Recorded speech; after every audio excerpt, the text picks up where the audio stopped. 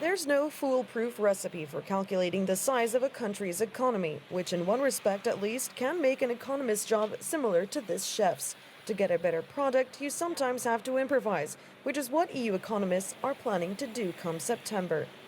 To compute the GDP for the European Union, EU economists are forcing its 28 member states to include illegal economic activities such as drugs, smuggling, and prostitution.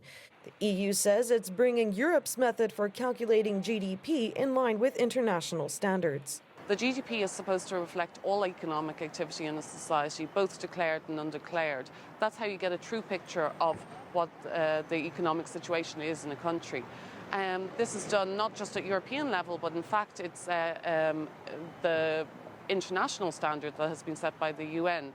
So there's really nothing new. Member states should continue to report or include illegal activities when they report their government data. Illegal activity is by nature difficult to measure and could muddle the economic picture further. Contrary to all the hype, Italy's so-called mafia economy won't actually amount to a huge slice of its GDP. But other member states might see different improvements, especially those with low organized crime rates. And it turns out that the biggest impact would be in Finland and Sweden.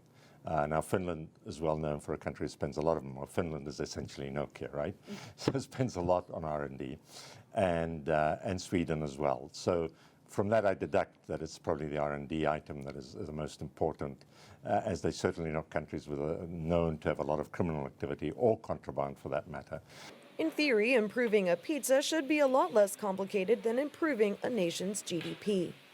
But Eurostat says what appear to be straightforward changes could help nations get better rates in the bond markets, including illicit activity could boost Italian and Spanish economies by 1 to 2%. Germany and Belgium could see a 2 to 3% increase, and the UK and Dutch economies 3 to 4%. The UK's statistics agency disagrees, saying the changes could revise Britain's economic growth upwards by as much as 5%, which suggests that economics, like cooking, is as much art as it is science.